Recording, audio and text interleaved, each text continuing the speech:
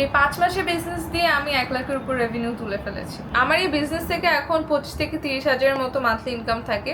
অনেক সময় লাগে করতে, কিন্তু যখন দেখি কাস্টমাররা খুশি হচ্ছে, তারা তাদের পছন্দ মতো প্রোডাক্ট পাচ্ছে, অ্যাপ্রিসিয়েশন পাচ্ছে, তখন করতে অনেক ভালো লাগে। বাংলাদেশের পেজে খুব কম করে, ইন্ডিয়ান পেজে আছে, পাকিস্তানে আছে এবং পিন্টারেস্টে প্রচুর আইডিয়াস। ওগুলো দেখে মনে হলো যে আমিও তো এগুলো পারি, তো আমি কেন এগুলো শুরু করব না। আমি এমন একটা জিনিসে ট্যাপ করতে চাচ্ছিলাম যেটা মানুষ দৈনন্দিন জীবনে ব্যবহার করবে, তাদের কাছে থাকবে, ইউজ করবে, যেটা অন্য মানুষরাও দেখতে পাবে তারা যখন সেটা পরে বাইরে যাবে। আমি একটা জবেও ঢুকি, জবটা আমার পছন্দ হয় না, মানে জব করে মজা পাচ্ছিলাম না, জবটা আমি ছেড়ে দিই। জব ছেড়ে দিই কারণ আমার কখনো ইচ্ছে করেনি যে কারো আন্ডারে জব করব। নিজে থেকে কিছু করা, সেলফ স্যাটিসফ্যাকশনটা আমার জন্য খুব ইম্পর্টেন্ট। সো চাকরি থেকে প্রত্যেকদিন বাসায় এসে মেন্টাল পিসটা থাকতো না। যেটা দিয়ে তিহুরা শুরু করেছি সেটা হচ্ছে হোলসেলে এনে রিটেইলে সেল করা। ওটা অনেক ভালো চলেছে, এখনো চলছে, মানুষ ওটা খুবই ভালো রেসপন্স করে। কিন্তু তার সাথে আমি অ্যাড করতে চেয়েছি আমার নিজস্ব কিছু থাকা, প্রত্যেকটা প্রোডাক্টে যাতে আমার একটা স্টোরি থাকে,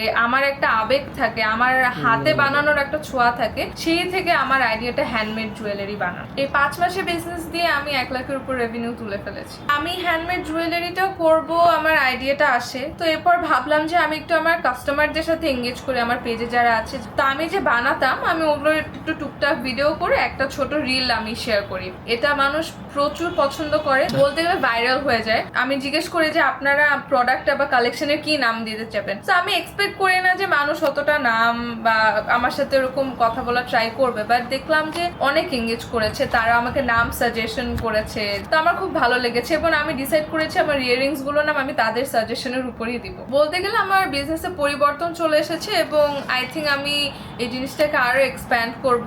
অনেক সময় লাগে করতে, কিন্তু যখন দেখি কাস্টমাররা খুশি হচ্ছে, তারা তাদের পছন্দ মতো প্রোডাক্ট পাচ্ছে, অ্যাপ্রিসিয়েশন পাচ্ছে, তখন করতে অনেক ভালো লাগে। এমনও হয়েছে ভাই যে হোলসেল যখন ইয়াররিংস বা জুয়েলারি সেল করেছি, আমার 1400, 1500, 2000 টাকার পার্সেলও গিয়েছে। বলেছে আপু নিবে, নাম্বার অ্যাড্রেস সব ঠিক নিয়ে, আর তারা কল ধরে না। তো বিজনেস আপস ডাউন আছে, এটা থেকে ডিমোটিভেটেড হয়ে যায়নি। আমি মনে করি যে এটাই আমার জন্য একটা লার্নিং, এটা বিজনেসের একটা পার্ট। আমার যখন বিয়ের সময় আমি আমার হলুদের জন্য, তো মেয়েরা চায় অনেক ইউনিক, আমি অনেক খুঁজেছি কিন্তু আমার কিছুই পছন্দ হয়নি। তখন এরকম খুঁজে খুঁজে আমি ফুল টুল মালা নিয়ে আসি টুকটাক, ওইটা দিয়ে আমি নিজে হাতে আমার মার সাথে বসে নিজের হাতে আমার হলুদের জুয়েলারিটা বানাই। আমার এক জোড়া কানের দুল বানাতে আধা ঘন্টার মতো সময় লাগে। এই গাজরাগুলো থাকে না, এগুলো আলাদা করে কিনতে হয়, আলাদা করে প্রত্যেকটা লাগাতে হয়। তো একটার মধ্যে প্রায় 20টার মতো গাজরা লাগাতে হয়, এইটা করতে অনেক সময় যায়।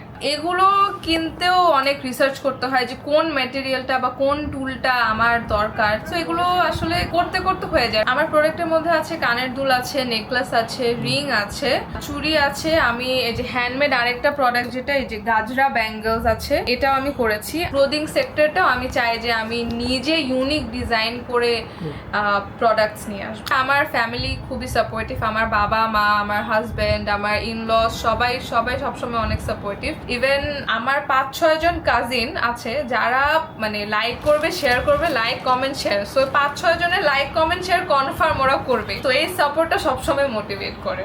আমার ফ্রেন্ডসরাও তো অনেক সাপোর্ট করে, সবসময় কিনে, ওরা সাপোর্ট করে, কিনে। আমার সিনিয়র জুনিয়ররা সবসময় সাপোর্ট করে। আমার এই বিজনেস থেকে এখন 25 থেকে 30 হাজারের মতো মান্থলি ইনকাম থাকে। সো ইনশাল্লাহ আমি যদি বড় করি আরো বাড়বে। সো ছোট থেকে শুরু করা, ইনশাল্লাহ আরো বড় হবে।